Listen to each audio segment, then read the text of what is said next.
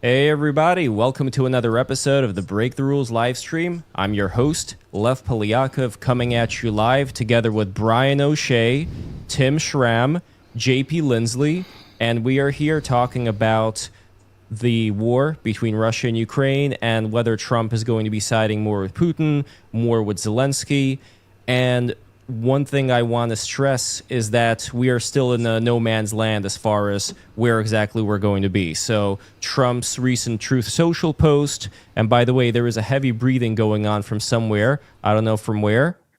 Let's see if that takes care of something.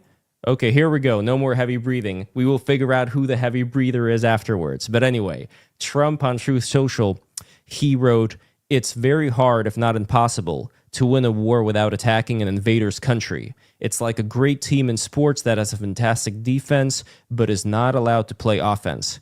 There is no chance of winning. It is like that with Ukraine and Russia. Crooked and grossly incompetent Joe Biden would not let Ukraine fight back, only defend. How did that work out? Regardless, this is a war that would have never happened if I were president. Zero chance. Interesting times ahead, President DJT." So this is a welcoming thing to pro-Ukraine people like myself, but I still can't help but feel with the last press conference that Trump had, where he again talked about the 2 more weeks being given to Russia, that he's being dragged around right now. So whether it's some country like India, let's say, that he put the sanctions on and they went back to trading with Russia, buying their oil. So they've spit in Trump's face, and Russia has been spitting in Trump's face multiple times when it comes to reneging on any kind of potential peace deal or meeting with Zelenskyy or anything like that.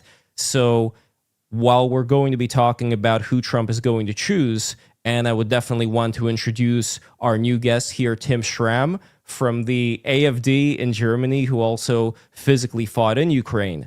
I want to open this up first to this question of how much do you think Trump is willing to get jerked around by all these different powers where nothing actually ends up happening? At what point would you guys say it's finally enough is enough? So let's start from JP all the way in Kiev, then let's go to Brian, and then to Tim. So JP, you have the floor, and everybody make sure to smash that like button and smash that subscribe button and click the bell. JP, go for it. Oh, you're muted right now? Make sure to unmute yourself. Lev, there we go. Hello. Sorry, man. Thanks for having us here today. And by the way, I look forward to hearing from Tim, who is, as you mentioned, is of the AfD party. And because he came here to fight, his party told him he needs to never speak about Ukraine. He's got a fascinating story. They're trying to silence his free speech, despite their beliefs in free speech. So it'd be great to hear from Tim, who I just had the privilege of meeting here in Kyiv a few days ago. But I'll say, from my perspective here in Kyiv, where I've been reporting and actually lately working to help Kyiv understand Washington and to get the White House to understand, and America to understand what Ukraine really is about, I was very happy to see this post from President Trump because my impression was that Trump's view of Ukraine was totally tied to Joe Biden. And the only vision of Ukraine that he saw was of a country that was incapable of winning. Some sort of, sad, pitiable thing, but that couldn't actually do anything. And as long as Trump, until this tweet, it was clear that Trump, didn't realize that that Ukraine and Biden were separate things. And now it's clear that he sees that Ukraine actually had many points in these past 3.5 years where they were very strong and where things were going well, and they could have really pushed back the Russians, but they were restricted by Biden. And so I was happy to see this because I've been personally trying to push that case, and I reported on that for 3.5 years, all of the times when Biden handcuffed Ukraine from fighting back, and Biden hurt Ukraine so profoundly by pretending to support the cause, but by never having a real plan for victory, even to the level that he would delay congressional support for Ukraine, the congressionally approved support. Biden would delay it for months, and he would release it at the absolute worst times. like when southeastern United States was getting hit by the hurricanes, is when Biden would decide all of a sudden to finally send some more support for Ukraine. And so Biden severely hurt Ukraine. And now that Trump realizes it, maybe he can see a separation and say, wait a second, I don't need to associate Ukraine with Joe Biden. And this is very important for MAGA. And, because I know that the MAGA opposition to Ukraine is based on a righteous hatred of the American war machine, which I also don't like. And as long as those two things were united, there was no chance that Ukraine was going to get any support from the U.S. And this is why I think, when I look at the Oval Office, it is the most important and consequential reality television show of all time. And I think this is actually a good thing. But every meeting in the Oval Office, including the Alaska edition with Putin last week, was a special edition, but especially the Monday meeting with the European leaders and Zelenskyy, this is reality television of greatest consequence. And what Trump is doing, because he knows how to do this better than anyone, is he puts these people in front of the cameras to see how America is going to respond, to see what arguments he can pitch and sell to America. And so that is, I think Zelenskyy kind of did a decent job on it, not perfect, but a decent job this week. And I think that's why we're starting to see that Trump is understanding now that to associate Ukraine with Biden is actually, it's a false association. And it was actually Joe Biden who prevented Ukraine from winning. The one thing that Trump still hasn't realized is that, as Jake Tapper of CNN reported, Joe Biden's son, Hunter, in 2024 was de facto chief of staff to Joe Biden. Jake Tapper, who's like kind of a liberal guy, reported that. But the one thing that Trump's missing is that Hunter Biden was paid for years by Moscow. And once you put all that together, I think we're going to make a lot more sense of this story of Ukraine and the United States.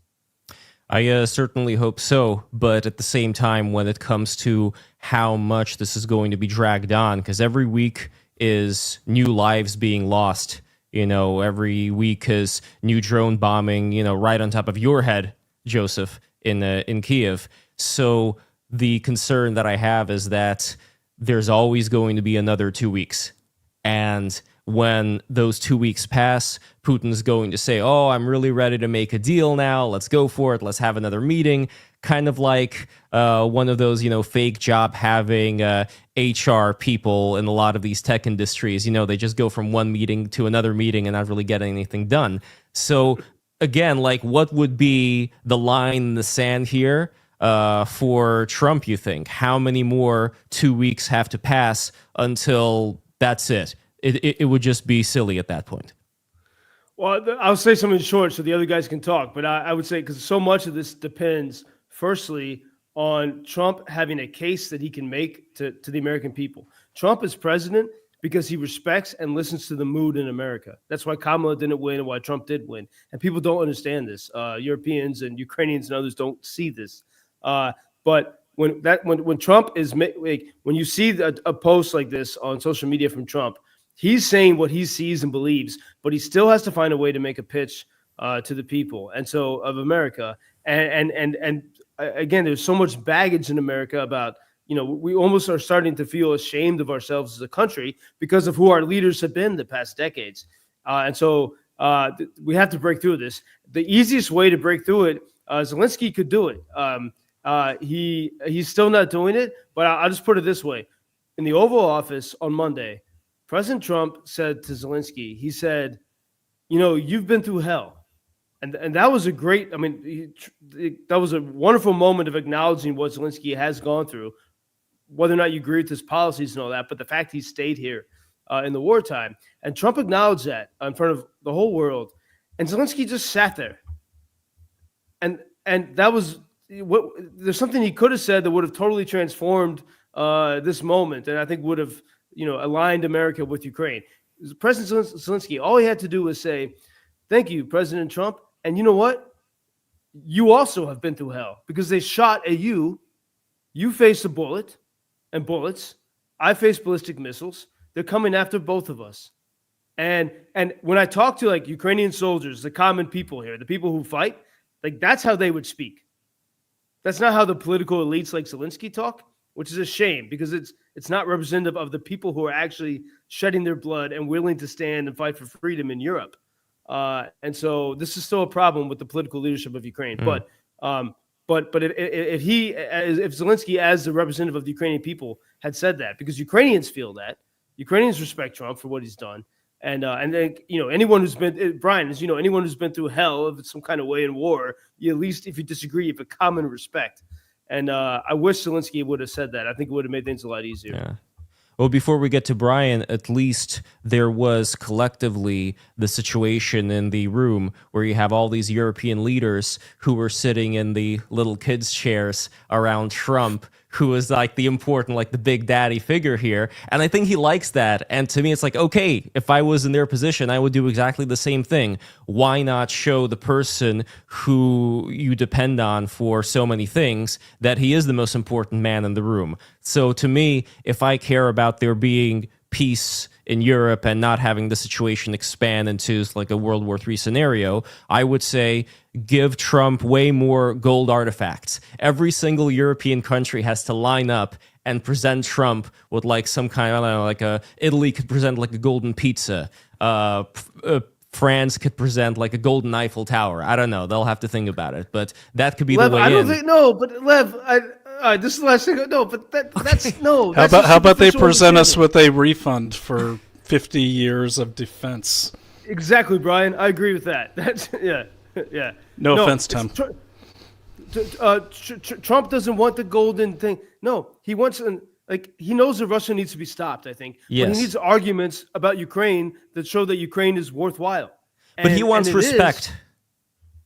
And he didn't get that respect from the liberals, from the Democrats, because the way that they looked at him was that we're the elites, and you are just like some real estate reality TV guy.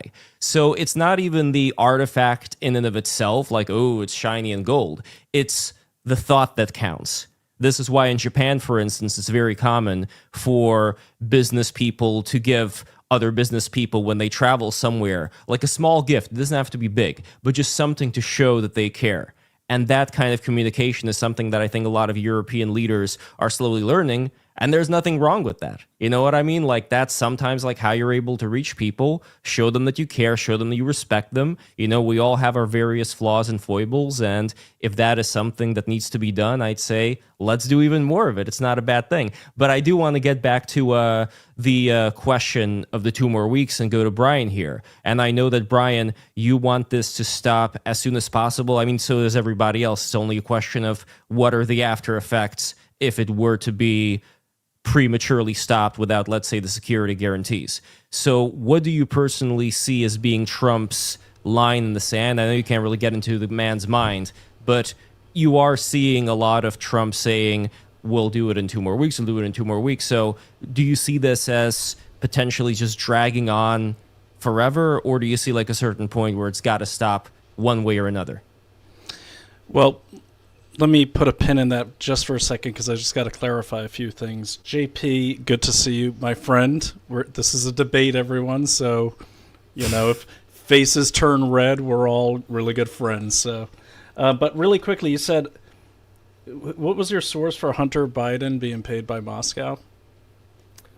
It is, well, there's many sources, but firstly, Devin Archer, Hunter's business partner, who's pardoned by Trump, in July of 2023 in congressional testimony, he said that the day that Putin took Crimea, he was in Moscow meeting with the CEO of Burisma. So Burisma CEO was a member of the Yanukovych government in Kyiv that the Ukrainian people kicked out in that revolution in 2014. And he fled. The Burisma CEO, who's a minister, like a junior minister of defense, fled with Yanukovych and the rest of the cabinet to Moscow in February and March 2014. And it was from Moscow that Burisma CEO, who wanted control of Ukraine back, hired Hunter Biden, who was then the son of the vice president. Gotcha. And what were you saying about Jake Tapper? So it was a little, Jake Tapper had that report, the book about, I mean, he was trying to kind of cover his own ass there, right? About the book about the media's horrible reporting about Biden and covering it up. And it basically, he wrote the book in a way to kind of make himself a hero for the sins that he had committed.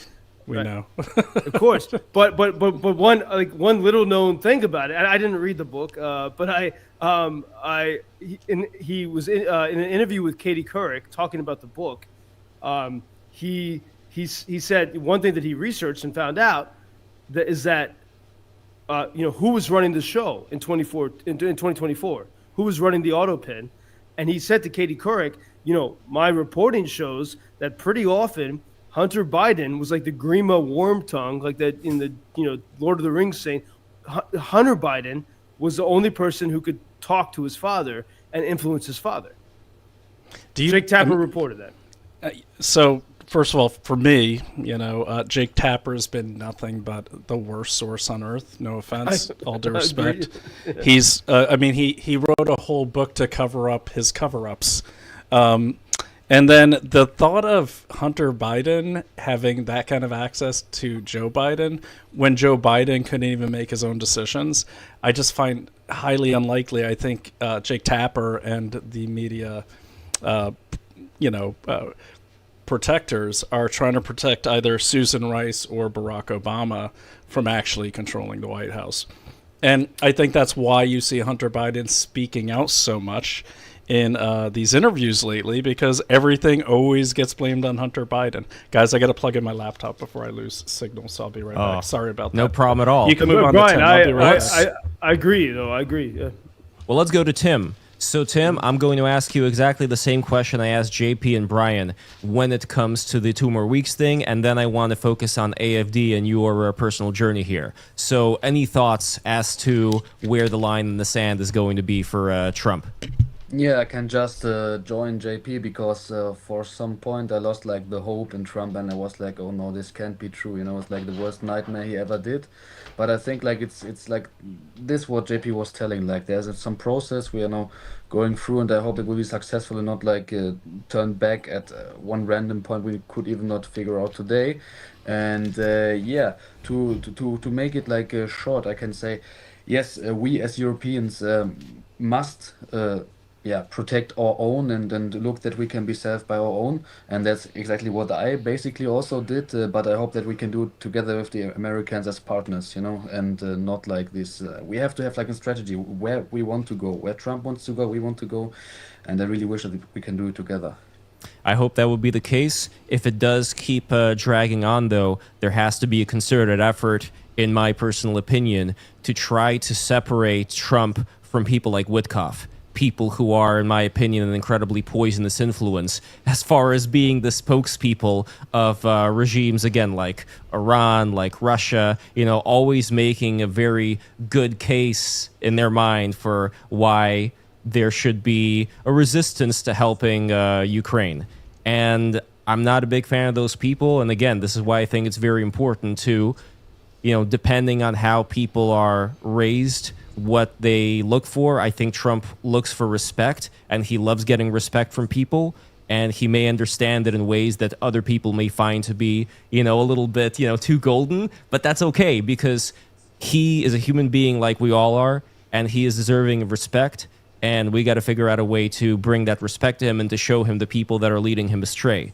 But with that being said, I want to ask you, Tim, the situation with AFD, and what exactly has their reaction been to you fighting in Ukraine, why you even fought in Ukraine to begin with, like what the origin story here is. So take us through this. Yeah, it was like, why I went there, it's I had different reasons, because I really liked Ukraine. I was there with the AFD, especially like the first part we organized some convoy with supply goods right after the war was starting. And then I came back alone, visited the country, and I was like, wow, it's a very cool place. And I can tell like why after. I think we are coming to this point after. And then I decided like to join the Ukrainian army. It was even because we have in Germany, we have a lot of these things and guys who are telling, yes, okay, you're pro support of Ukraine, then before you can like say we have to support, go support by yourself, go in the trenches. And I was like, okay, yeah, I will do this. Yeah. And yeah, I did it like without telling anybody. I did not even like write anything. Wow, guys, I'm now at the front line, haha. And this, it was like just I came back and I told it like to some guys in the AFD, and they was like, "What? Really? No, man." And please, you must tell it. You must make it public. And then I just did it. And yeah, pretty right after this, there came a lot of interview requests and all this, you know. And after that, it was like a very, very interesting development. You know, so first, like from telling, wow, interesting story, you have to talk about this. Like even my party, which is quite known pro-Russian in the Western Germany, it's like a quite different thing than in Eastern Germany. And yeah, you can tell about this. They switched off to like, okay, give me some like document I had to sign, which basically literally says never talk about Ukraine again until these elections in Eastern Germany, like in like 1 year and I think a few months. And I was like, no way. I was not in the trenches to fight for Ukraine, and now to like give up in front of guys who just want to silence me because their feelings or opinions are hurt. And yeah, so now they're trying to push me out of the party, but I'm pretty sure that it will not work because there's like no evidence, you know. Yeah, and this is like a long story short. Well, and Tim, as you told me when we met in Kyiv, you said you were pro-Russian. Like what? Yeah. You were totally pro-Russian. Well, what's the story? What's it? Yeah, to be honest, like it's something I talked about it with a lot of German political right guys. It's like you'll be born in the German political right like pro-Russian. I don't know why, but you instantly pro-Russian before you even can think about it. Yeah, and so I was pro-Russian also. I believed in all this bullshit like Putin, great guy, conservative paradise, and all this useless nonsense. And yeah, then I saw Ukraine personally. I even saw Russia personally, and I know there's like a big difference. And yeah, now I see where propaganda leads, and so I like changed my opinion like 180 degrees. And yeah, decided to fight for Ukraine because I like the freedom. And there are people within the AFD who are more supportive of you, who are younger people, Yeah. but the older people, the boomers, if you will, they tend to be more pro-Russia. And Yeah. why is that? It's an interesting question. I honestly don't know. Like I think it's because most of these pro-Russian people who really like pro-Russian, and there are a lot of them, because they are cowards. You know, they have no choice. They cannot even pay respect to what Ukrainians are doing because they never did something like this in their life. And I think they really think of, yeah, maybe I should like have fought also for something, yeah, and not like this boring boomer life. And I think it's like maybe it has to do with this one, but I can't even figure it out because you know these people, you can talk to them, but it has no result. You can even like they tell their bullshit arguments. You can like say, okay, it's because of this, it's not true, and then they turn back, say, okay, thank you. They turn back and tell these bullshit arguments the next person again. So it's like a very interesting phenomenon, but Well, it's yeah, really Quick follow up to that. How many people who have these senior leadership roles in the AFD are in Eastern Germany as opposed to Western Germany? Yeah, our party is much stronger in Eastern Germany than in Western Germany. You can even like see on this old map, you can see like in this map which party has voted, and you see like even like the borders of the old German Democratic Republic in the like blue, like because my party's color is blue, it's painted blue. It's a very interesting thing. But yeah, coming back to the question, I think. Yeah, we have these pro-Russian like guys who are really pro-Russian, but there's a lot of guys who not even know what they are really for, or they just fall for propaganda they hear. And I think they are like characteristic good guys, and you can like convince them of the Ukrainian thing, and that's what I'm doing. I'm holding like my lectures and all this to try to convince the people that it's not bad to be pro-Ukraine only because like the television, the TV tells you that's also good. You know, we have this problem that because of the COVID crisis, the immigration crisis, they lie to us every time. It's like some automatism in the heads of the people that everything which is coming like from the TV, you know what I mean? It must be the opposite. And in this case, it's definitely not. And I try to convince them that it's even from the right side good to support Ukraine. And yeah, I'm working on this. Well, this is actually a good opportunity to bring Brian back into this discussion, because this is something that I see as being a similarity between the United States and now that you mentioned it with Germany, where if we take everything else out as far as whether it's going to lead to peace or to a World War III if certain concessions are made, if we just forget about any of those details for now and just focus on the dynamics of what people in the United States have seen with COVID and the various propaganda that's been going on, how they view the mainstream media. And now you have this boy cried wolf situation with a lot of people who are very upset, as they should be, who have been hearing for years, well, we have to, support Ukraine and we have to have the drag queen story hour. It's like everything is all in one package. So, Brian, when it comes to undoing that dynamic or moving away from it, and again, we're not even talking about like the specific historical details right now of Russia versus Ukraine, but just being able to have somebody shift away from that, how do you even properly do it? Well, you start by shutting down USAID, who is funneling money into all of these media organizations, and that's why they were cheering for Ukraine, and that's why their cheering for Ukraine seemed to dissipate as soon as USAID got shut down.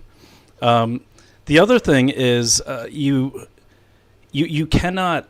Well, first of all, and I want to ask Tim, when you say pro-Russia Germans, is that what you're talking about? Yes. Oh, Tim, Okay. you gotta, yeah. Sorry, I was really, yeah, but Are they yes. pro-Russian or are they anti-involvement in the Ukraine-Russia conflict? Yeah, I think it's like a different thing, like from American perspective in Germany, because like we're literally like 600 kilometers away from Ukraine. But yeah, it's like they camouflage. Often they camouflage like their pro-Russian view, and like they are I'm only for peace and only for Germany. But when you like question it and like try to find out which is their way of argumentation, you suddenly find out, okay, they're just pro-Russian and not have the courage to say it. But yeah. So I'm just Also. I'm curious, and I'm actually curious. I'm not trying to set you up or anything, but why would any German be pro-Russian? Yeah, this is the question I'm like getting up with every day. Wait, I can answer cannot that even sort tell of. this. I can maybe answer this. So if we're talking about East Germany in particular, East Germany has had a long history of working with the USSR yeah, and that with I the know, embedded but- KGB agents. So as far as certain senior people especially, Okay. that may still linger. That's my theory at least. Putin was stationed there in Germany for a long time as an agent, so... How many you may or may not know, because I don't know, that's why I'm asking, but how many Ukrainian or people from that region have ended up fleeing to Germany? How many immigrants or migrants, whatever you want to call them, have come into Germany since I think it was like 2023? maybe even over 1 million. I do not know. Like a lot Wow. of, even I know a lot of Ukrainian migrants. Even they went back to Ukraine because they literally said like, okay, I do not Okay. like it here. I will just go home. Now, I applaud you for fighting for anything you believe in. I really do. It scares me that good, healthy, strong German soldiers would leave Germany, especially now, to go defend Ukraine, if not any other country. And the reason I say that is because as much as I respect soldiers, and I don't care if they're Ukrainian, Russian, even Chinese, soldiers are, and you know this, soldiers on the ground are soldiers on the ground. We have a job to do. We're not taking it personally. It is what it is. But what I'm seeing here while I was talking, I looked it up, and I mean, Germany's only spending $98 billion a year on defense. They just crested $33 billion on immigration services. So I guess what I'm saying is, if I were a German, I'd probably be anti-Ukraine anything, because I'd see my country getting flooded by people from other countries while my soldiers are being encouraged to go fight for someone else. And so I don't know the situation in Germany. I've been to Germany, but I'm not really intimate with the people of Germany. So I will say that in America, it's not that, as JP said, they have a hatred of the war machine. You know what they have a hatred of, JP? Not being able to pay their mortgage. And so, and that's what I think a lot of people don't understand about MAGA. I consider myself MAGA. I come from, first lower class and working class and upper working class, if there is such a thing, family. But it's never been about, for all the people I know, and I know a lot of people who are very well known, people like Steve Bannon and everyone else on down. Okay, and my wife and I, we've gone to so many states during this. We talked to a lot of people. It's always about money in your pocket, because what America saw, and I don't know if you were able to see this in Germany, Tim, but what we saw were so much of our money going off to Ukraine, lots of it. Okay, and then in addition, so much of our money being sent to Africa right before Biden left office. So I would say that it's not that MAGA is anti-war machine. We understand. I mean, we're not as pro-war machine as the Democrats are. That's for damn sure. They seem to love war. But the thing is, it's about, it's fine and good to help another country. And I'm not saying I agree or disagree. I do disagree with the support of Ukraine. It doesn't make me pro-Russian. I just see it as a regional conflict with no vital national interest to the United States. I personally think it's a waste of money. And that's not to say I don't feel for the soldiers and the people of Ukraine, or the soldiers and the people of, the Donbass region who are Russian who have suffered in this. But the thing is, we don't, for the last 4 years and probably further into Obama and even Bush to some degree, there's been a history of not taking care of Americans and then sending money off everywhere else. The hurricane in North Carolina last year, most of those people lost their homes. They got paid a couple $1,000s for their homes.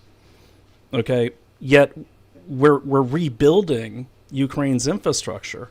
We're paying government employees of Ukraine their retirements, while Americans still, they're doing better under Trump, but it's still a long road. And there are people who, they can't afford, where they're going to stay next week. The people of North Carolina are getting kicked out of hotels that they were put in because the government's not paying their money anymore. And that's not really Trump's fault. Government's a big machine. It moves slowly. But what I'm saying is that shouldn't happen in a country as rich as ours. And I always say, I would never donate to the homeless children of Salem, Massachusetts fund if my own kid was starving. I wouldn't donate to the Habitat for Humanity if I didn't have a roof over my own head. And what I'm saying is, so many Americans have just been stripped bare by the overspending of so many administrations, right and left, that the thought of putting any more money into Ukraine, or anywhere else for that matter, is abhorrent to them. And it's a sure way to make sure that we lose Congress in 2026 to Republicans, and that there's a Democrat back in office in 2028.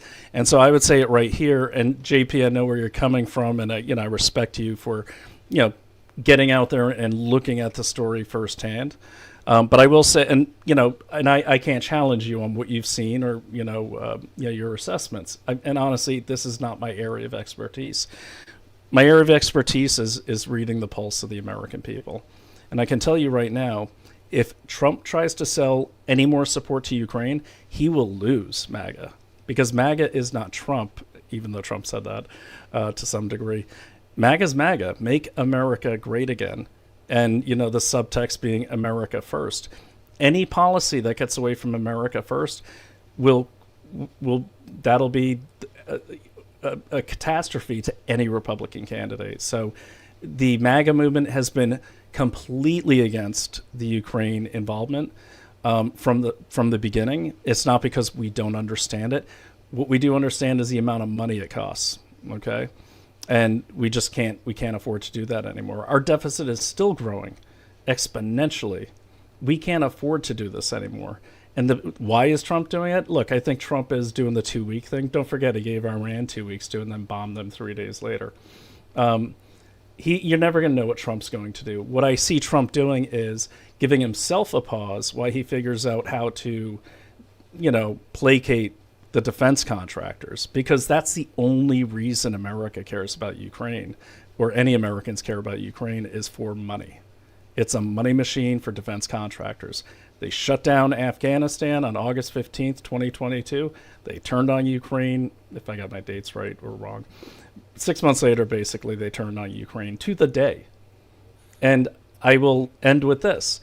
There was a guy named David Torfori, I'll call it up, but he's a major lawyer who profits from deals in the Middle East, deals in Afghanistan. This guy's been involved in every single major conflict as a lawyer, brokering these deals, defense contracts. This guy was part of NGOs, and there were 5 NGOs I caught that were set up to help the bombing victims of Ukraine. But guess what? They were set up before the first bomb even dropped. Okay, and I have my receipts on that. So I'm not saying that it's not horrible, tragic, and real what's happening to Ukrainian soldiers and the Ukrainian people, and Russian soldiers as well, and Russian people who've been affected, because Russian people have been affected.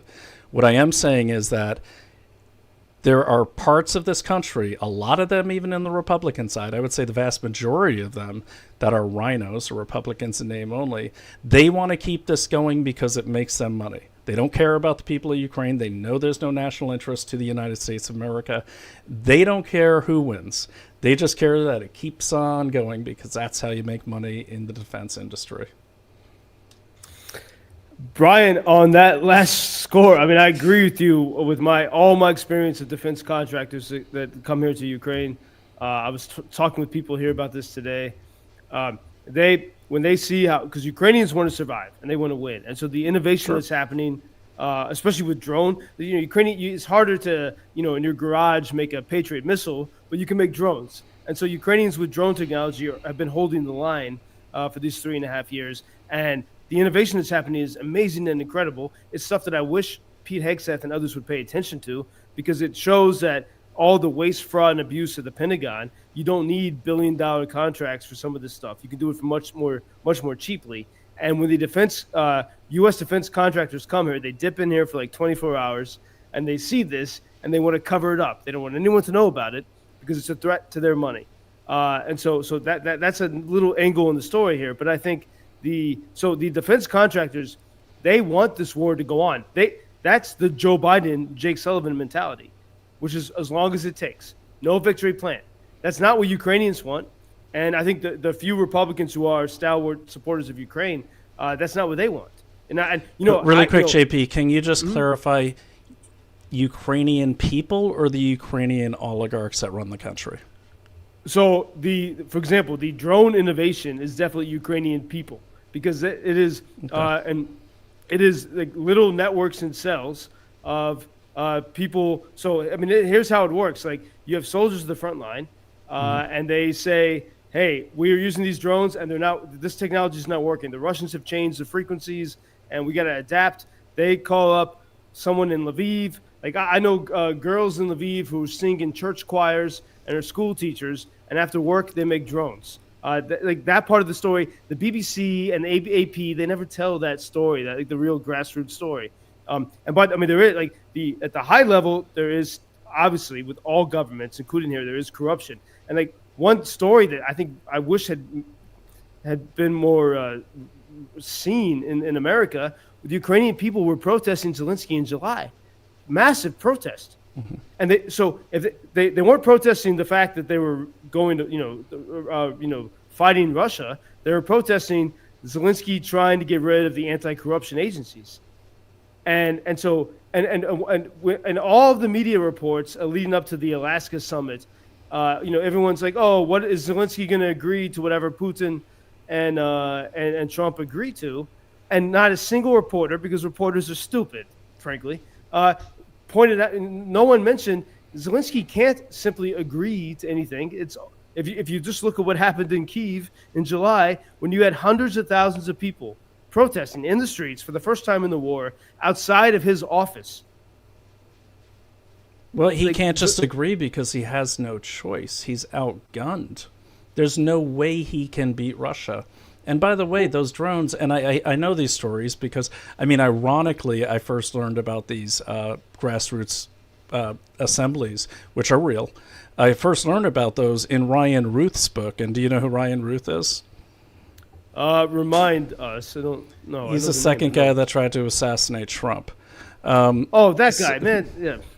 I'm not saying it's a primary source by no means, but he was writing about this 2 years ago. I actually am one of those geopolitical nerds that downloaded the whole book and then did an episode on it. But Ryan, everyone who ever met that guy here thought he was a crazy. Oh, he actually outlines that in his book. He's like, I don't know why they won't talk to me. I've been out here. No one talked to him. I've been out here in my teepee for weeks with my rainbow hat. He didn't really shy away from that. But look, what I am saying is, I hear the grassroots efforts, but look, I think honestly. And I know war, I know war because one of the major missions of the special operations units I was in was called FID, and that's Foreign Internal Defense, where you train smaller countries how to defend themselves. It's a very noble operation. I mean, it serves our interests, of course. They're going to protect that part of the pipeline while they're defending themselves, but all the same. What I am saying is we would always advise people we were training, when it was a lost cause and to have an exit strategy. And I think it's really irresponsible for anyone, just the numbers alone. I mean, the numbers, Russia plays that war of attrition all the time, especially against a smaller enemy. And let's face the facts. The European cavalry ain't coming to the rescue. They're in hock up to their ears. The only reason the UK is interested in the Ukraine is because Starmer has invested the majority of the government employee and teacher employees' pension funds in BlackRock's own Rebuild Ukraine fund. So they want to secure that. So again, I think we're not disagreeing, you and I, JP. I agree with you. Those people are very brave. I have the highest respect for them. I just feel bad for them because I don't think any government should be saying fight on to the Ukrainians, because they're all going to die if they fight on. But here's the difference: is what I think, and this is why I'm mystified that MAGA, and even someone such as you misses this point. And I think Tim, you saw it for yourself when you came here. But like it's you Zelenskyy could agree in theory, we're going to give up some territory. In fact, I think he often wants to do that.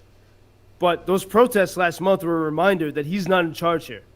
He's not. The people are in charge. And they've kept their list of grievances about Zelenskyy. Believe me, they have. And that's why we saw these protests. Everyone was in the streets. Everyone. From all the we know about the protests because I watch Rumble. I don't watch YouTube. So we actually we hear a lot. But and that was a plug for Rumble, so please unlock my account the next time you lock it up. No, they've never locked my account because they don't censor anything. But that's the best, man.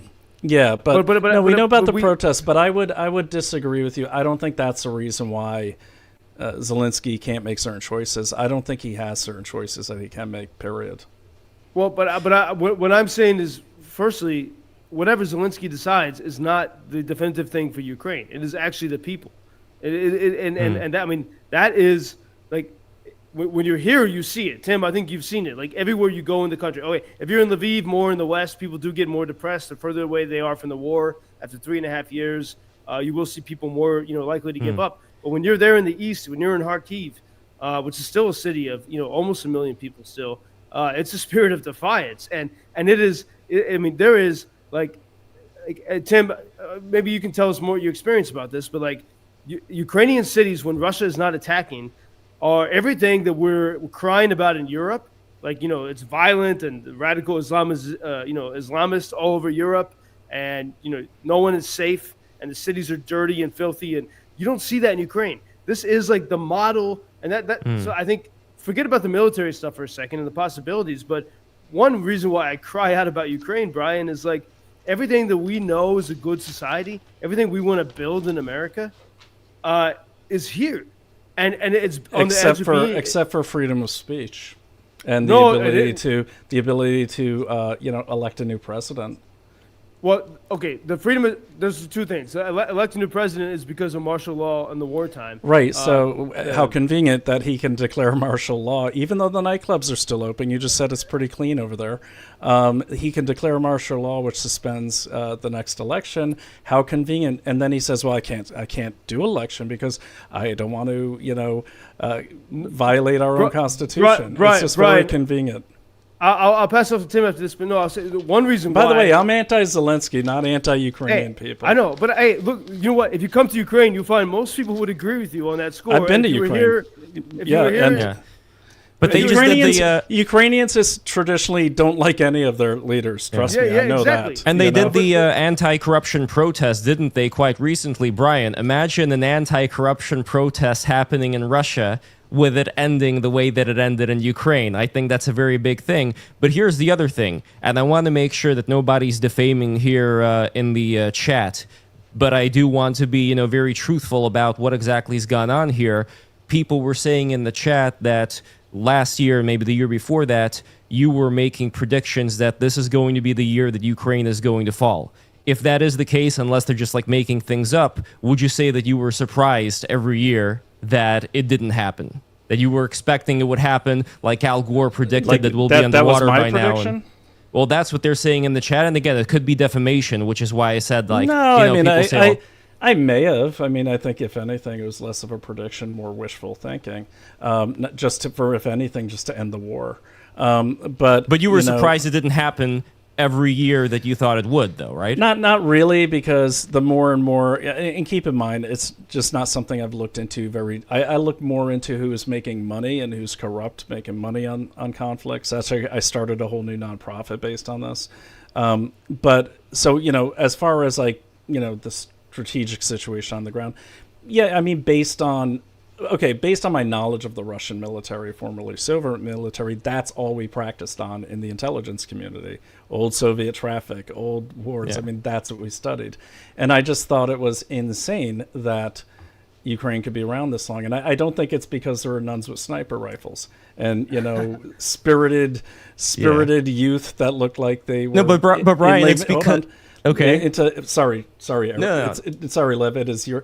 I have a friend named Eric that looks just like you, so I apologize. No worries at all. But if I said that, I might have said that. I don't know if I said that. They should throw up the quote. The reason why I'm saying this, the reason why it's important, Brian, is because you are in the same company as a lot of these neo-libs who you despise when it comes to their assessment of Russia being able to take out Kiev in a matter of weeks. Wait. Whoa. Yes, exactly. Which neo-libs are you talking about? All the generals in Biden's administration, they thought that, even Kamala Harris was phoning Zelensky, telling him, come on, we can get you out of here.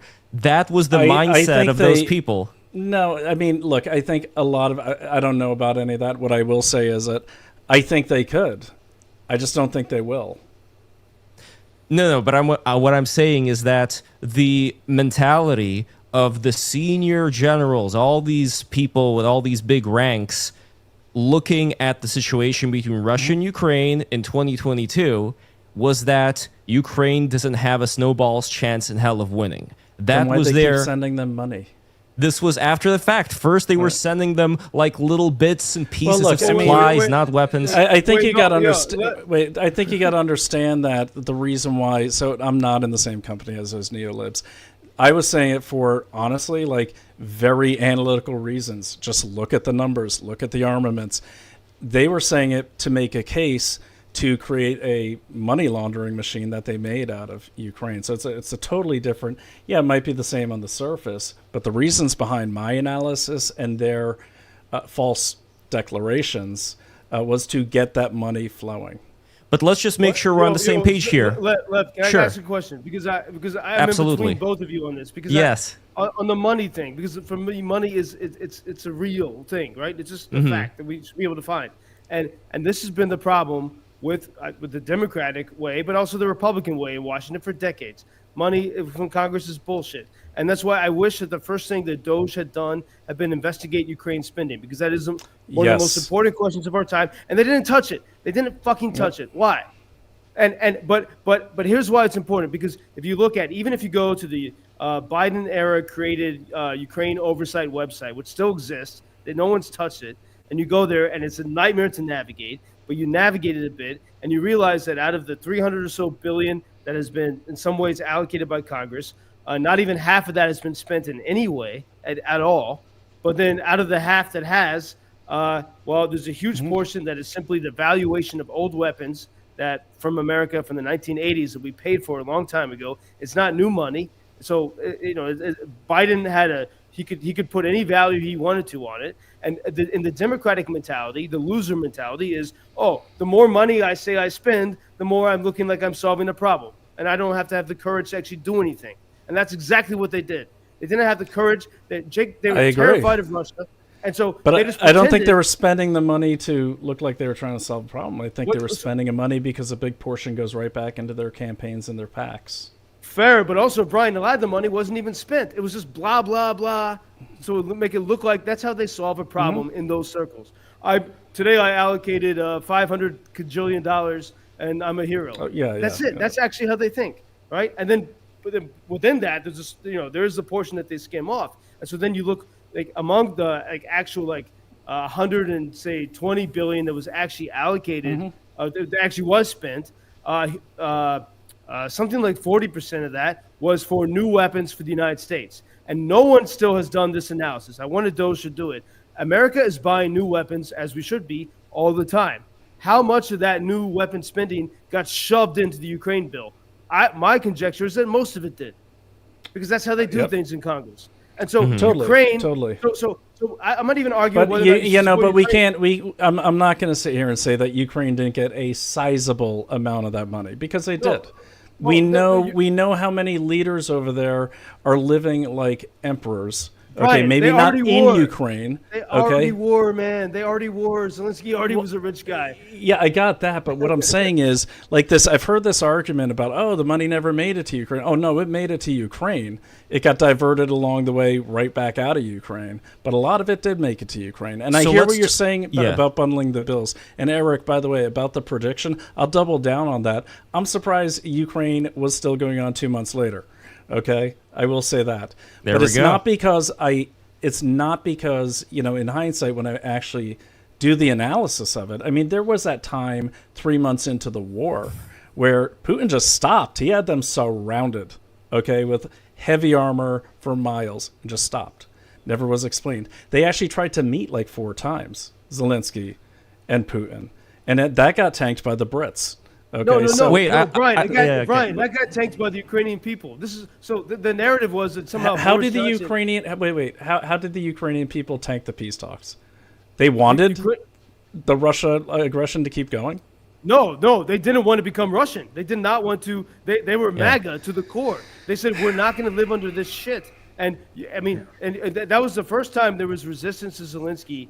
Was when it was like April of 2022. And he started to signal that maybe we can make a deal.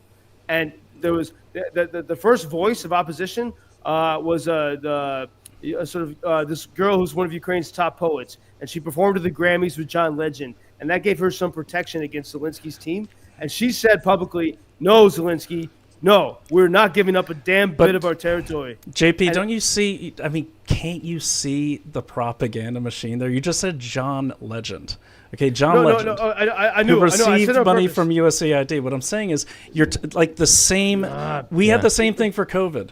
The arts, Brian. Brian, I agree with you. Keep the war going. That keeps the money going. It's propaganda. It's fake. Brian, I agree with you on the COVID stuff. You know that. Like I stayed in Ukraine. It's the same thing with Ukraine. It's the same. It's the same people. Wait. Sorry, I gotta illustrate an example. I gotta illustrate an example here, fellas. Wait. Because the reason why I mentioned the John Legend thing was on purpose. I knew you were going to say that, Brian. Like that. What I'm saying is, there was a Ukrainian girl who, like all the Hollywood celebrities who are full of shit, of course. They wanted, it was cool back then to love Ukraine, right? So they took this Ukrainian poet and they put her on the stage of the Grammys. But because she was elevated at that level, she could speak against Zelenskyy. And she did. She was the first person to speak against Zelenskyy after the full-scale war. No one wanted to because your nation's being attacked, and she did. So not because of John Legend. But I mean, JP, here's the thing. It's like, you think because she was so big, she was protected. I would counter, especially knowing propaganda the way I do at a very, very large level. I would counter with, it was an act. It was performative. Okay, fine. And I'm sure if I look into it, I'll be able to show you that, because it always is. Okay, you know what? Then Zelensky can say, "Hey, I wanted to stop, but they want me to go." No, we got to get into the deeper level here, though. Wait. Sorry, okay. Brian, but only thing I can say against go that ahead, Jay. is, I won't interrupt you. Go ahead. But there's nothing I can say about it. Is like, besides like my experience here every day, which you can believe or not believe, but maybe we should hear from Tim on this. Is like the people do not want to be living in Soviet chains. Yeah. The people are like American MAGA. That's a different argument. They don't want this shit. They don't want to That's a different argument. That I believe you. Tell, like, that's your Ukraine experience, but that's a different Ukraine argument. Is basically the America of Europe, you know, and these people just want to be free. That's all. And yeah, as soon as like I know every Ukrainian wants to have peace, like you know, like nobody else, you know. Even my comrades, like my friends here, which are civilians, everybody wants the peace. But when the peace has like the price of being unfree, and there's one argument I heard a lot of times, like, okay, when we make like some deal now, like all these soldiers fell and fall for basically nothing, you know, when we just give up at this moment. So yeah, everybody wants the peace, but not at the price of being like unfree and being under Russian occupation again, because it's not so long time that they were, you know, they could not speak their language, you know, this Holodomor, where they like killed millions of Ukrainians, like it was not even 100 years ago, and they just said, oh, maybe it's illegal to talk about this, and that's all, you know. And so it's so present in like basically every person, this how it's to be not free, that they really will to resist. And as I said, like, it's, you know, what should they do, like give up? This can't so be we're like talking about American two different position. things here. You guys are talking about the pulse of the people, which I don't doubt it. Okay, who doesn't want to be free, who's not insane, of course. Okay, what I'm talking about is at the strategic level and the policy that's driving this, and the forces that be that are driving it. So you're making the argument about Ukrainians being patriotic and wanting to be free, and I completely agree with you. There is no argument here. I've never met any country in the over 57 countries I've worked in that didn't want to be free. Again, unless they're like institutionalized prisoners, like a couple of my brothers. But the point is, we're talking about two different things. I don't doubt, you know, what the Ukrainian people want. I do doubt very much that it was the will of the people that changed Zelensky's mind, because I do believe Zelensky is corrupt. I think he's a dictator, and I think he's lining his own pockets. The longer this goes on, the more power he has. If there's peace, he's no longer president. He can't justify it. Okay, so I just don't think it's the people, the will of the people, which I'm sure is very strong. I know a lot of Ukrainians. I've been in Ukraine 7 times. Okay, not during the war, but still. And the thing is, they're an ag-based country. These are hardworking people. I've seen those giant oceans of sunflower and sugar beet fields. I've been there. Okay, but what I am saying is, what you guys are talking about is not, it's not in dispute. What I am saying is, I doubt. I've seen no evidence, except for his own, you know, statements from Zelensky, that it's the will of the people for anything. I see Zelensky as wanting to keep this going, because once it's gone, he's probably out of power, and he's probably going to get killed by the people. Wait, Brian, why didn't Zelensky take a role as being like a puppet of Vladimir Putin? Well, I mean, why should he when he has the Americans? Well, what was his opinion of Putin before the war started? Well, I mean, you're asking me questions I don't know, because I really okay, never I will heard of tell you, and I Zelensky just want to till, make like, sure we all 2021. confirm on this, as being a Russian speaker, as being from Russia, as having access to Russian television, watching Zelensky, the actor, perform in all these variety shows for the Russian people, including for Vladimir Putin. Zelensky was a peace guy. peace with Russia guy. He was very friendly with Vladimir Putin before this war started. Afterwards, it changed. So that's a very important factor to keep in mind, where Zelensky himself ended up changing according to the circumstances, as opposed to there being something before that where he was always like this enemy of Putin and he was like secretly for Ukraine. I mean, separating Zelensky away. changed when he got bought off by the Democrats that were running the United States, and they put him in power.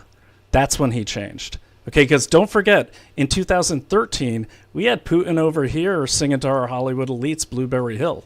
Okay, up until Donald Trump announced he was running for president and came down the golden escalator so many years ago, no one really cared about Russia. They made a joke of it in Bird After Reading, like, why'd they go to the Russians? No one goes to the Russians.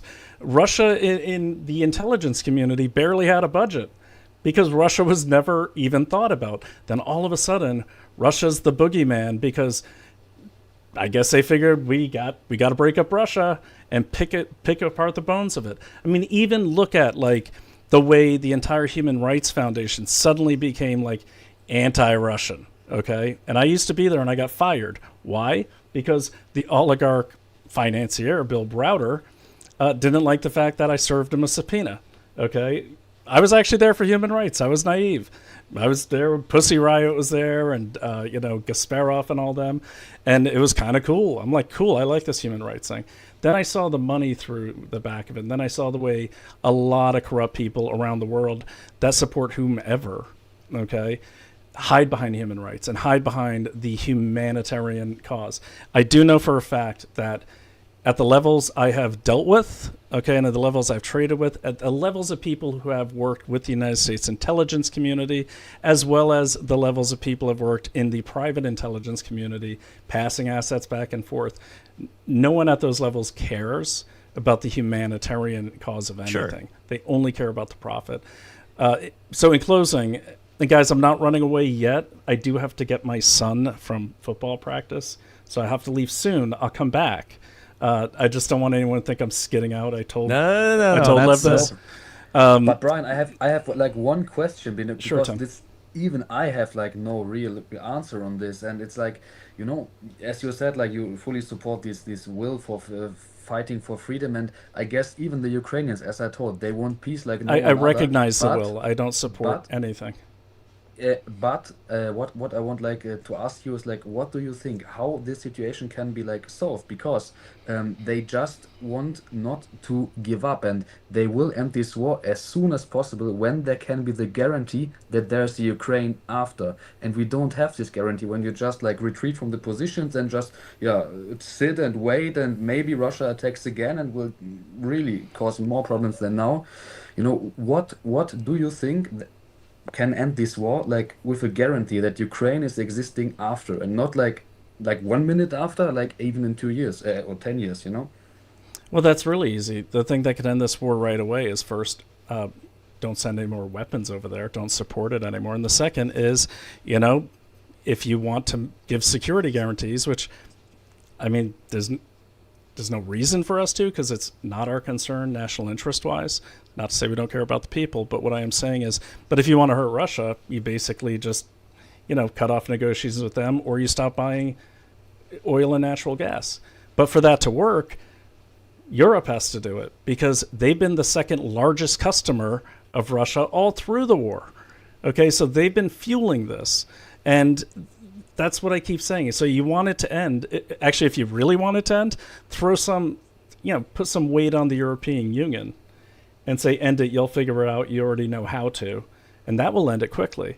If you don't want, look, I think Putin would love to have that territory. Why not? After, you know, especially after the last 10 years, last hundreds of years, it's been going on forever. What I will say is this, you know, if he has to choose between profitable trade with the largest international partner in the world and taking, you know, this tiny little country, I think he's going to go with the trade, because two reasons. He's not an idiot. People might dislike him, but he's a very smart man. And second, China won't let him. Wait, what do you mean by China won't let him? So, I mean, Russia has been in an abusive marriage with China for a very long time, since around the time that the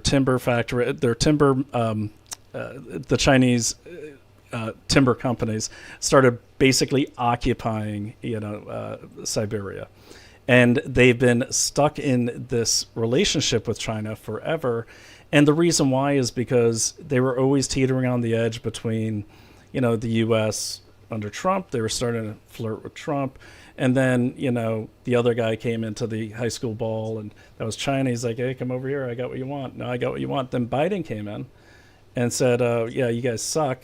And they ran right to China. So now they're stuck with China. They can't just unbuckle from China if they want to. Okay?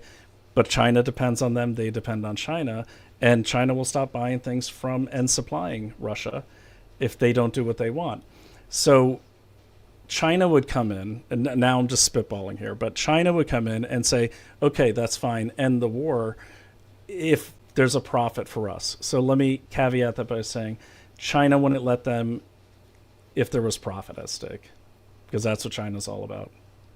So, but this means like you say, okay, because I'm from Germany, as I told you, it's very much closer to Ukraine. We can't compare this even, and I totally agree with you that European Union does not did enough for their people, for security especially, and we have to do more.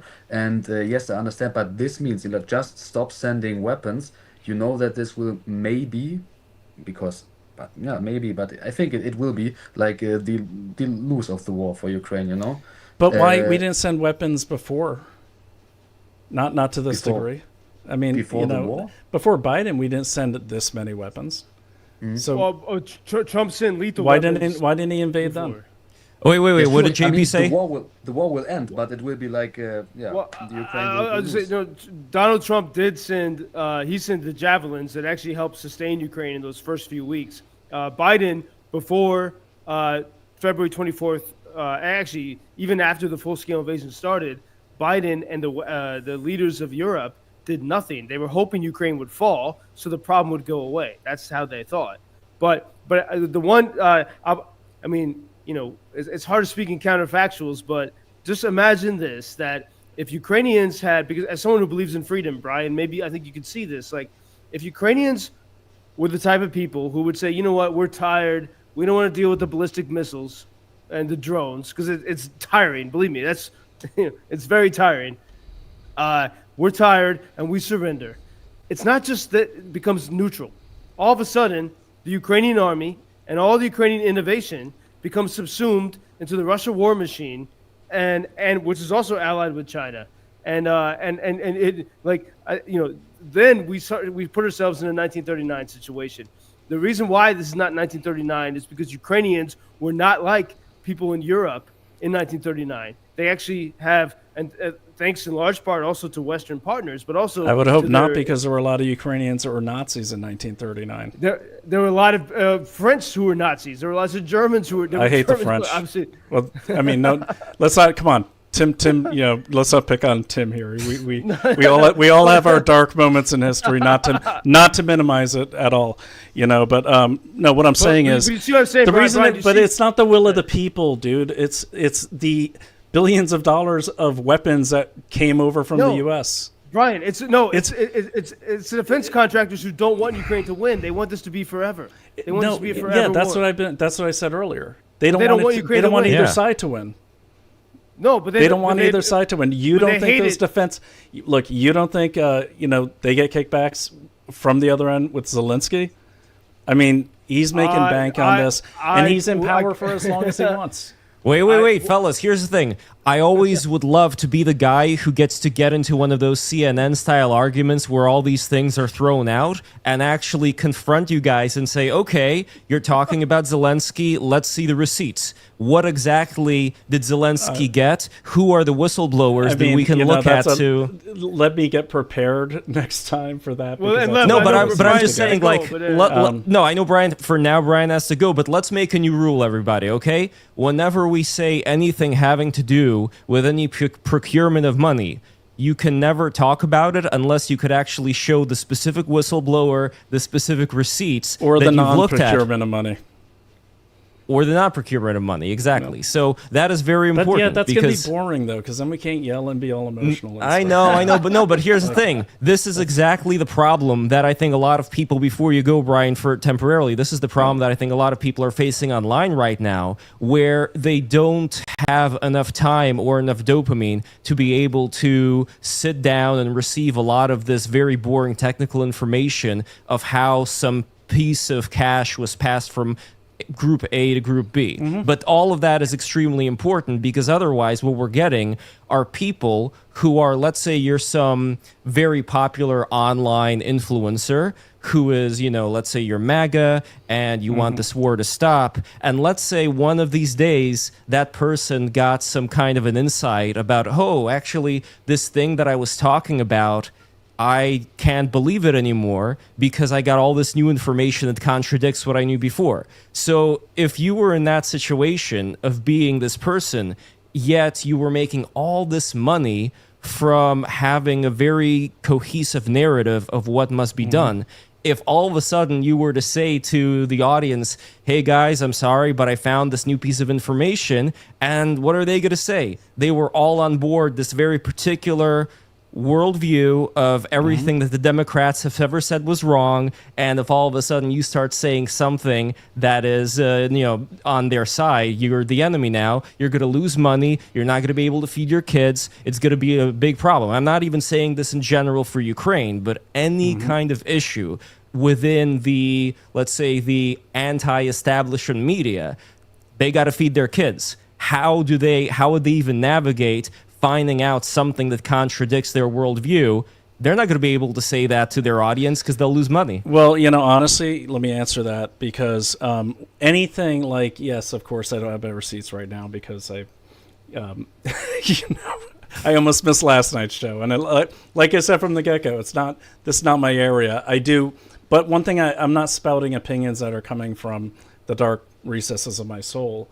It's just that I have so much in my head, and I investigate everything per my show. I don't have it in front of me right now. But what I am saying is anything that I put out online, whether it's Substack, whether it's my own show when I prepare for it, there's always receipts. And I agree with you. As far as how do they feed their kids, I don't care. Because if you're an influence, right or left, your audience trusts you. And if you realize something you've been saying and really passionately suddenly has been wrong, it's your duty to say something. Your audience is actually going to grow, okay? And Scott Jennings on CNN is a great example of that. Most popular guy on CNN because he's one of the only people that says the truth. But the thing is, we've seen that, and it's a great point. And I have to leave after this, but you bring up a great point, because we have seen a shift in a lot of the conservative influencers that we thought were independent, and they probably were, who got bought out by the big PACs after Trump came into office.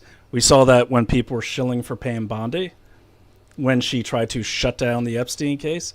We'll see that if suddenly Donald Trump says, yep, we're dumping we're all in on Ukraine. You're going to see the same people that used to be actually independent suddenly started getting paid, and now they're not going to speak with their own voice. Yeah. And they see that the zeitgeist is shifting and they change their minds. Those people are very rare, unfortunately, because once you get, look, here's the formula, and I have this from a donor insider in DC, which is a lot better than any government insider, a deep pocket. If you don't have a PAC behind you, your audience will never grow past 1 million. That's just a fact. So if you want to see who's bought and paid for, look at the popular. So we're not bought and paid for, clearly. Yeah, I'm in my son's bedroom with a fake wall I bought from Amazon. So if I am on someone's take, then those checks are late. But let me just say this one last thing. Yes. We're seeing that now, and we're seeing that with some of. Damn it! I did it again. I knew it. Lev, I'm so sorry. But anyways. And I've known Lev for a long time. many years. long, But yeah. the thing is, we're seeing that. And I'm going to break a story. I'm not going to get into it now, but we're about to break something, with the new group I formed, where some of the biggest names in the business have been promoting an online pharmacy that turns out it's run by a couple of felons and doesn't even have all its licenses and is sourcing its ivermectin from China while they wrap themselves in red, white, and blue and says, regain your health freedom, America first, blah, blah, blah, and it's like, it's like, I don't care if they can't feed their kids, but what they'll be able to do is live with themselves because, backing the wrong war is one thing. Backing the wrong product is another thing. And sometimes backing the wrong policy can lead to a cessation of the very freedoms they're swearing to defend.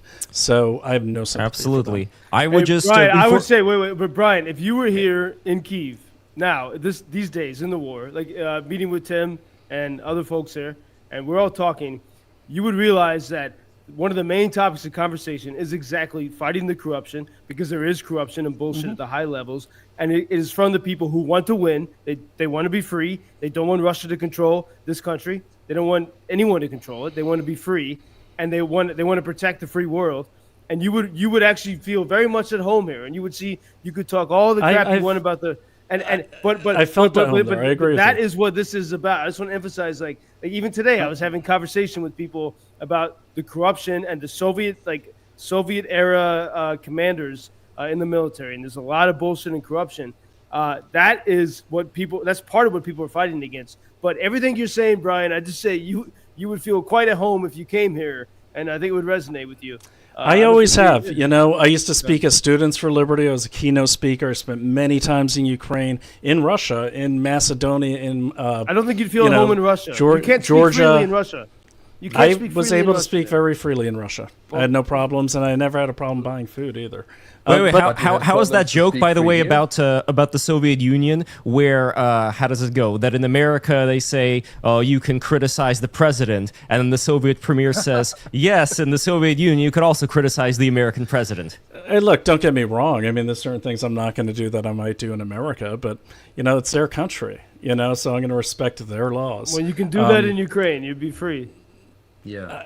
I don't know. We did have an holding up, American a reporter sheet get of jailed white and paper killed. and the Red Square will be arrested in Russia, and here I can basically tell, in front I mean, of the... look, I hear you, Tim, but I think, you guys respectfully cannot speak for what happens all across Ukraine. You can speak for what you've experienced. And I don't doubt what you've experienced for a second, but unfortunately, I don't think that is a good metric to measure what's going on in the entire country. Is there a way we can find that out, though? Like, for yourself, Brian, is don't there know, man. any kind of test that could Brian, be possibly please come done to here? Kyiv. I mean, mean, that could be one way, just like going door after door and just like asking random people what they... why not, honestly, right?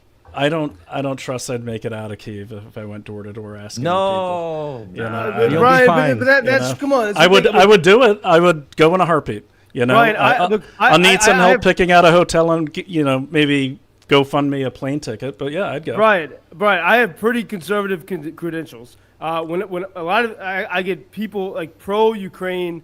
I'll speak more politely here in the podcast. I have a different name for these people, but pro-Ukraine liberals, whatever. I don't call them liberals because they're not liberal-minded even. They're very Marxists. narrow-minded. Marxist leftards, or whatever you want to call them. I'm left-handed. I don't like to insult left-handed people, but they're leftists, and they insulting me all the time, and because I'm conservative, and Tim, you've experienced the same. Like your party, which claims to be in favor of free speech, and you realize that the elites in your party don't give a fuck about free speech. They don't, because they try to silence you. They don't want to hear your opinion at all. No. And they try to silence You guys seeing a pattern here? You Yes, seeing the pattern? Of course. Yes. It's one I big know the- globalist elite leftist asshole patty cake.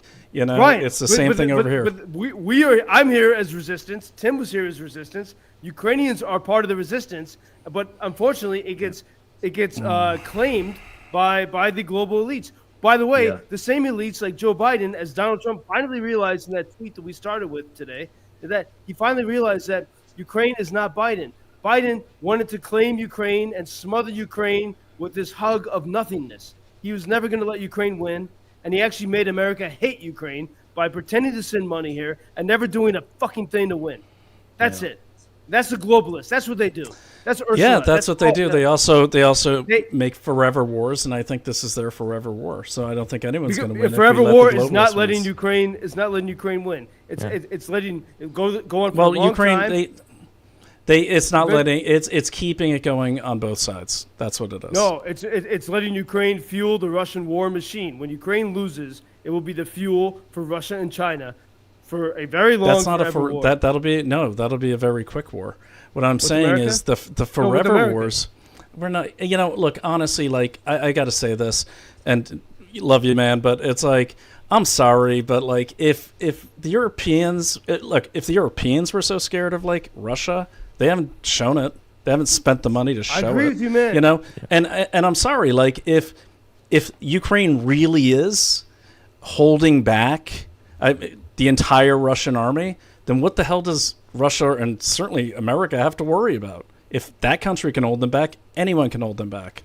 No. But, No, Brian, not true. Brian, here's the difference. Because Ukraine is not, and Tim, I think you would actually respect this. Ukraine is not Berlin. If Berlin were invaded by the Russians, the purple-haired people would die. They'd give up. They couldn't do it.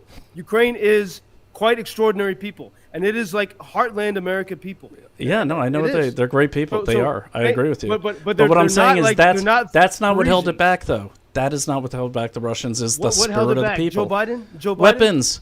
Weapons, and the threat of us. The That's what weapons held were it so back. slow. That's what Brian. had. It doesn't matter. It's more than that. If we stop buying things, and by the way, we never stop buying shit from Russia. Okay, I know, if you I just, know. so the thing is, Russian. Yeah. it's not the will of. I mean, look, it's nice to think about. I wish the world was like that, but the reality of it is, the will of the people rarely wins wars when weapons, for lack of weapons. Now, when there's support and the will of the people, yeah, sure, definitely. And morale's a Same big with COVID. thing. It's, Dude, same with COVID. The will of the people was quashed during COVID. Quashed. not these Right? people.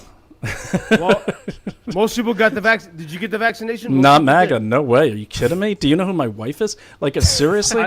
Dude, Did I get the Brian, vaccine? Brian, but most MAGA people I know got the vaccine, even though they opposed it. I've never met a MAGA person that got the vaccine. Oh, there's so many. I'm not who saying did, it. I'm man. not saying they don't exist. I'm just saying you better No, they double didn't check get their boosters. MAGA Brian, membership Brian, card. No, they got the vaccine, but they didn't get boosters. They stopped at the boosters. I mean, come on. I mean, there's a few of them out there, but no, But- actually, but statistics show most people did not get the vaccine. Statistics show Ukraine is one of the lowest vaccinated countries in the world for COVID. Who that's runs why I those stayed here. statistics? I'll send it to you. You find No, the, but who collects those statistics? the horrible WHO. But by that, even by I mean, their China standards- says no one lives in poverty in China. I know, but wait, we're gonna get off topic here. But I'm saying Ukraine. I was here in the pandemic. Even by the bullshit statistics, it was very low. But I know that most of the people that claimed they got vaccinated, they didn't, because Ukrainians knew from Soviet times how to survive. You lie to the government, you say, yeah, fuck you, I got vaccinated. They went to the doctors, they got fake certificates. That's what most people did here.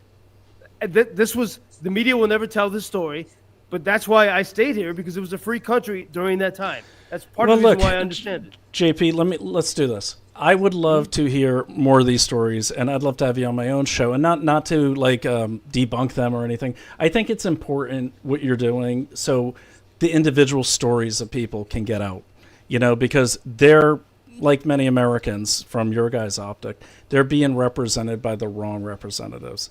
And so if you want to come on my show, you can live stream anyone you want onto my show, and just give them a chance to tell their experience on the ground. Doesn't mean I agree or disagree with the policies behind it. That doesn't matter to me.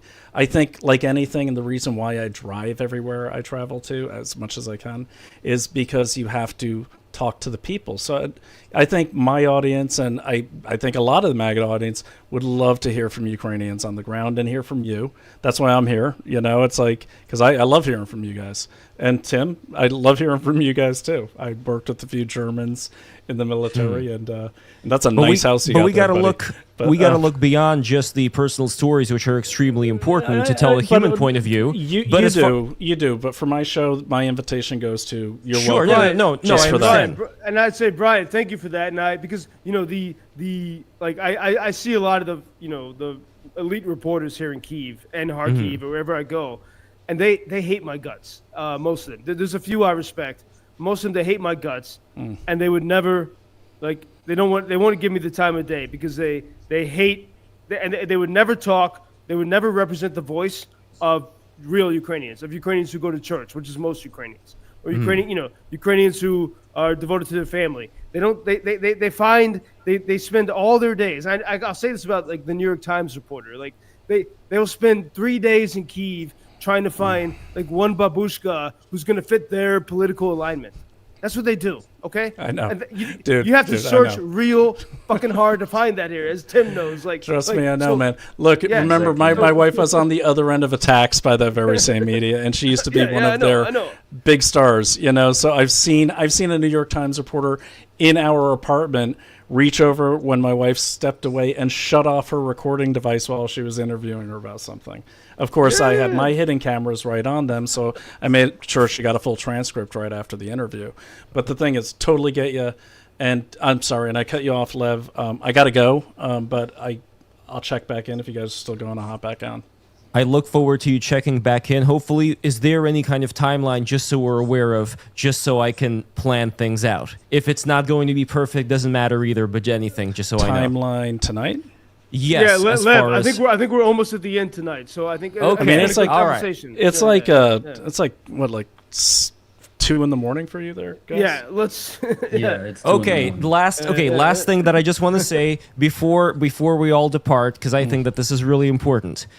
What you were talking about, Brian, as far as these globalistic elements, this military war machine that wants to make money, I cannot personally imagine any scenario in the history of humanity where people have gotten advanced enough to have an apparatus like that, where that apparatus would not take advantage of any kind of situation. It's always going to be there. It's like that dwarf that Shiva's dancing on top of in that statue. Anyway, like the dwarf of ignorance. You can never destroy ignorance, but you can just suppress it well enough to be able to actually function in spite of it.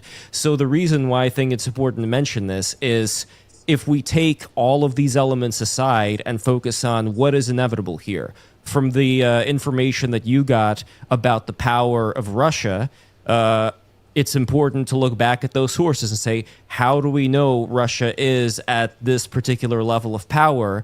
And if it has been not able to take Ukraine for a certain amount of time, why is that? Maybe something was wrong in the initial analysis that maybe you had and these other generals also had it. But after that, here's the other very important part of this whole procedure, which is, okay, let's say there's concessions that are made on behalf of Ukraine to Russia. All right, what's going to happen from here?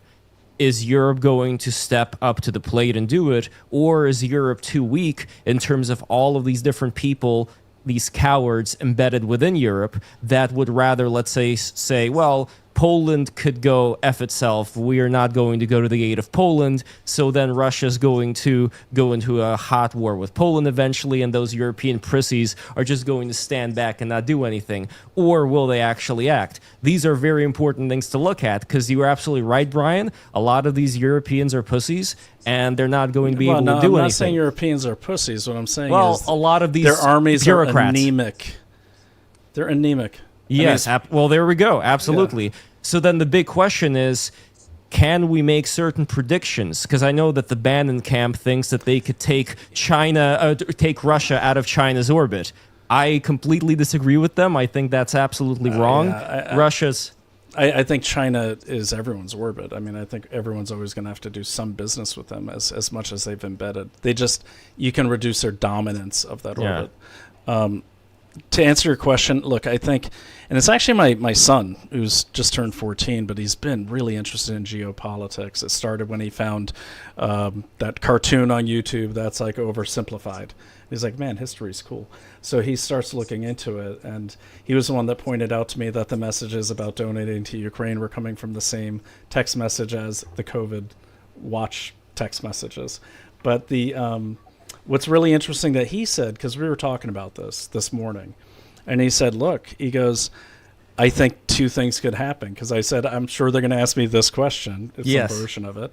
And I said, what do you think? And He said, well, I think there's a possibility that China will come in to save the day, and the next thing you know, Europe will have China on every corner, and they won't be able to get them out, okay, because Europe can't do anything, okay? That's just a fact. And then he said, but he also worries that, like, no one in Europe is paying enough, except for Greece, is paying enough attention to the incredibly rapid expansion of Turkey and the Turkish military. It's insane. And I see a slow encirclement of the Mediterranean while everyone's kept busy with Ukraine. So I don't have an answer for you. I will say there's a couple theories that we have to really look into, and we have to start thinking like our enemies, or thinking like, if they're not an enemy to you, think like China, think like the Russians, if you will, but think like a chess player, not like a checkers player. And the reactions I'm seeing with Ukraine are checkers, but think about it. If Ukraine explodes into even more war, and that keeps going, okay, or there's an invasion by Russia into Poland, which I don't think is going to happen, unless it's artificially induced, well, then China has what they call their three-front war, okay, because they're encircling Taiwan yet again, and tis the season, fall and spring, when they can invade it, okay, so we're right there. At the same time, the growing power of Turkey, a lot of those drones, by the way, or the parts of those drones supplied by Turkish companies by way of the Chinese. Okay, so I think you have to zoom out sometimes from. Well, Brian, well, you said this last time. Wait, the Turkish drones, that was 2022. That's gone now. It's all. No. I said originally from China right into Turkey, and then it comes but right through. Ukraine has no. The no longer milkmaids of dependent. Ukraine are not like crafting propellers. But Ukraine is no longer farms. dependent on Chinese drones. They were here for 2 years, but they knew they couldn't trust it. And so they've developed their own system. But I'll leave you with this. It's, as you say, it's very important. Do you guys get, just to wrap up, so those are the three scenarios. I don't have an answer. But All the more reason in those scenarios for America to do something despite the problems that America has. America had the Great Depression. Or not do something, or not get drawn into it, and not get... That war will grow, and if troops get on the ground, then we got a bigger problem, because then you have a lot of places we can't defend. Just imagine places that matter. Imagine if Ukrainians agreed to be part of Russia's war machine. What would that mean? Forget about Turkey. If Ukrainians now, who are trained for war, they don't have the numbers, but they have the technology, they have the know-how. I mean, during the Soviet Union, this is where all the engineering came from, and we see that here. That's what's enabled Ukraine to survive these 3.5 years. Imagine if they were allied. They said, you know what? Fuck this freedom idea. We're going to join Russia and China. Good luck to the rest of the world. That's a scary thought to me. Anyway. Yeah, like what would America do then? Why does it matter? It doesn't matter. Because We're across an ocean. Why does it matter? What do you think? Ukraine is going to be such a great enhancement to Russia that is going to be a game changer? I doubt it. I think so. Yeah. And I say that respectfully. It just doesn't make any sense. No, but it's piecemeal. It's not. On this, but last point. I swear. Last point. The idea here is that it's not overnight. It's piecemeal. Territory is acquired one piece at a time. China invests a lot more money.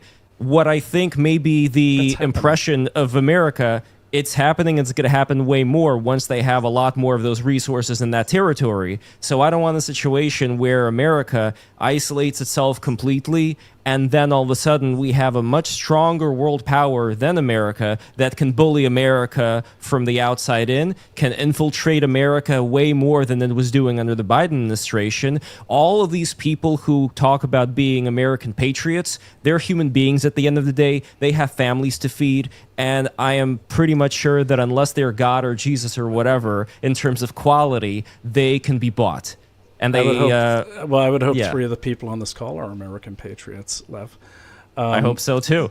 But would you see what I mean, right? Yeah, I see what you mean. You can never have a turtle shell that can never be penetrated. Yeah, but I would counter that and say, you're pretty isolated when you're one of the only countries that spends on defense, and everyone expects you to spend on their defense, and everyone expects you to, take massive tariffs from them, and then everyone starts crying when you say no. I'd say you're pretty isolated already. I would say you're pretty isolated when your senile President Biden caused not one but two world leaders murderers, cuts off relations, and we had more war and conflict under Biden, I would dare say, than most other presidents.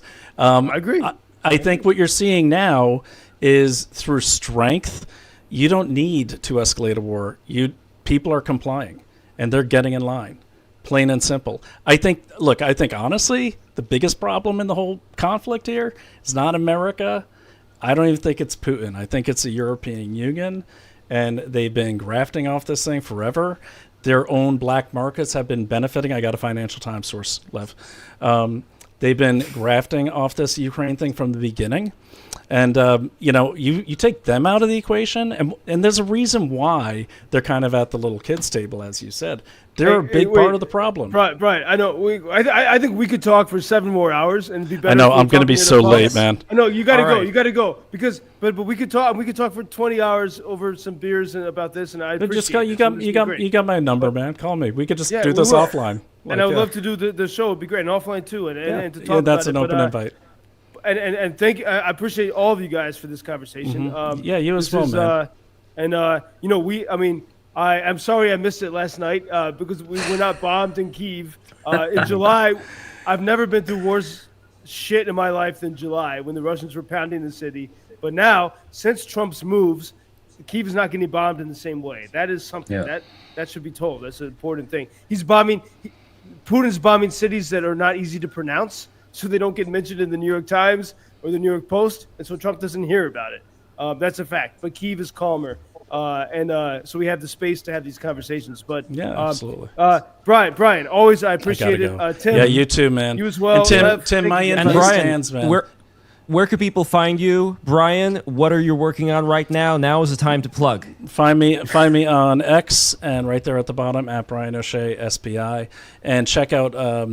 You could go on Substack and check out Brian O'Shea, Substack.com. Right now, we're going after corrupt parallel economy businesses with a new entity called Consumer Diligence, in the process of getting approved for nonprofit status, and that's for all American consumers. If you got a company you're worried about, they seem shady, let us know.